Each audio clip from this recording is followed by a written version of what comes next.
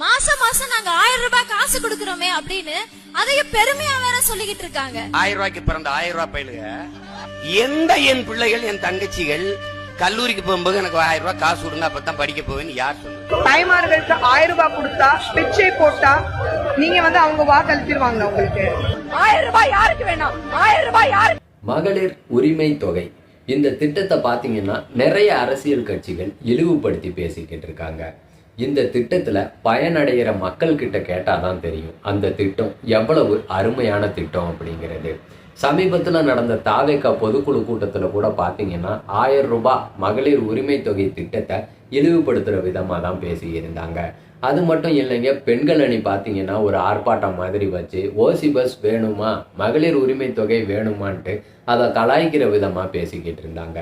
இந்த திட்டத்துல பயனடைகிற பெண்களுக்கு மட்டும்தான் தெரியும் அந்த திட்டம் எவ்வளவு அற்புதமான திட்டம் அப்படிங்கிறது. இப்ப உதாரணத்துக்கு எவ்வளவு பேர் உங்க வீட்டுல அந்த 1000 ரூபாயும் உங்க குடும்ப பட்ஜெட்ல சேர்த்தி போட்டு பட்ஜெட் போட்டுட்டு இருக்கீங்க? ஒரு சில குடும்பத்துல சிலிண்டர் வாங்குறதுக்கு உதவியா இருக்கு, ஒரு சில குடும்பத்துல மருத்துவ செலவுகளுக்கு உதவியா இருக்கு.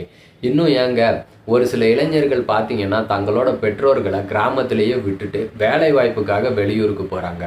ஒரு சில மாதங்கள் அவங்களால பணம் அனுப்ப முடியாத சூழ்நிலை ஏற்படலாம். அந்த டயத்துலலாம் இந்த 1000 ரூபாய் உரிமை தொகை திட்டம் தான் அந்த பெற்றோர்களுக்கு கை கொடுத்துக்கிட்டு இருக்கு. இதெல்லாம் கிராமத்துல இருக்க பாட்டிமார்கள் கிட்ட போய் கேட்டு பாருங்க, 1000 ரூபாய் உங்களுக்கு எவ்வளவு உதவியா இருக்குன்றத அந்த பாட்டிமார்கள் சொல்லுவாங்க. பயனடைகிற மக்களுக்கு மட்டும்தான் தெரியும் அந்த உரிமை தொகை திட்டத்துடைய பயன். நீங்க இன்னைக்கு ஈஸியா சொல்லிட்டு போயிருவீங்க ஓசி பஸ் வேணுமா, மகளிர் உரிமை தொகை வேணுமான்ட்டு. ஆனா நீங்க ஓசி கார்லயும் பிரைவேட் பிளைட்லயும் பறப்பீங்க. அதனால உங்களுக்கு இந்த திட்டத்தோட பயன்லாம் தெரியாது. அந்த திட்டத்தை அனுபவிக்கிற மக்களுக்கு மட்டும்தான் தெரியும். இவ்வளவு நாள் எவ்வளவு கஷ்டப்பட்டுட்டு இருந்தாங்க. அதாவது முன்னெல்லாம் பார்த்தீங்கன்னா பெண்கள் ஒரு 5 கிலோமீட்டர் தூரத்துல வேலைக்கு போகணுன்னாவே யோசிப்பாங்க. காரணம், அவ்வளோ தூரம் போயிட்டு வர்றதுக்கு பஸ்ஸுக்கே சரியா போயிடும் வாங்குற சம்பளம். ஆனா இப்ப 10 கிலோமீட்டர் தூரம்னாலும் துணிஞ்சு அந்த வேலைக்கு போறாங்க. ஏன்னா பஸ் ஃப்ரீ, விடியல் பேருந்து.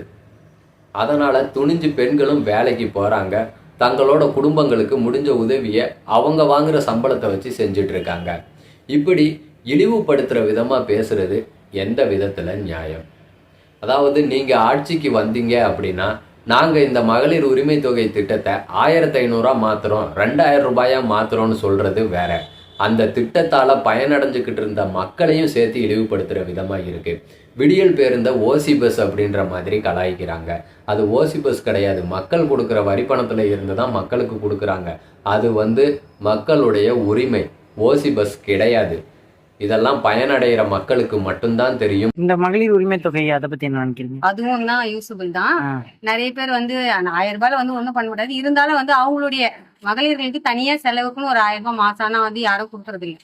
கவர்மெண்ட் கொடுக்குதுன்னும் போது சந்தோஷப்படுவேன். எனக்கு கடவுள் கொடுத்த மாதிரி அந்த 1000 ரூபாய் எப்படின்னா கரெக்டா என்னோட செலவுக்கு கரெக்டா இருக்கும். அந்த நேரத்துக்கு கரெக்டா சேர்ந்துரும். வேலை செஞ்சாதான் காசுன்னும் போது இந்த தேதினா நம்ம கரெக்டா வந்துருது பாத்தீங்களா? அதை வச்சு நம்ம எதனா ஒரு செலவு ரொட்டேஷன் பண்ணிக்கலாம், சேவ் பண்ணிக்கலாம். அதை வச்சு எதனா நான் ஒரு துணி வாங்குறேன்னா வச்சுங்க, ஒரு 1000 ரூபாய்க்கு வாங்குறேன், ஏதோ ஒரு மெட்டீரியல் வாங்குறேன், அது எனக்கு யூசேஜ் ஆகுது. மாசமான நமக்கு வருது. வேலை செஞ்சாலும் செய்யறதுனால இடி மழை எதுவா இருந்தாலும் ஒரு நேரத்துல கரண்ட் பில்லு கட்டுறதுக்கு காசு இல்ல, ஒரு கேஸ் வாங்கறதுக்கு காசு இல்லைன்னா அதை எடுக்கிறோம். அந்த 1000 ரூபாய் அந்த நேரத்துக்கு உதவுது இல்ல, அது நல்லதானே செய்யறாரு ஸ்டாலின்.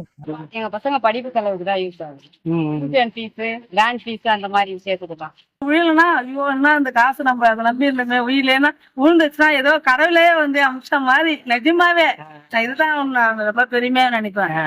அப்படியே என் வீட்டுக்காரர்கிட்ட சொல்லுவேன், இந்த மாதிரி காசு விழுந்துச்சு, எனக்கு எடுக்கலாம் தெரியாது, எடுத்துட்டு கொடுப்பாரு. என் பசங்களுக்கு, என் பொண்ணு நர்சிங் படிக்கிறாங்க, அவங்களுக்கு பஸ்ஸுக்கு யூஸ் ஆகும். அவங்களுக்கு ஏதாச்சும் வாங்கணும், ரெக்கார்டு நோட்டு அது இது வாங்கினா அவங்களுக்கு யூஸ் ஆகும். பையனுக்கு யூஸ் ஏன்னா வேணும்னா பென்சில் பேனா வேணா வாங்குவேன். எனக்கே உடம்பு முடியலன்னு சொன்னா மாத்திரை மருந்து வாங்குறது ஏதாச்சும் ஒரு யூஸ்ஃபுல் ஆகுது.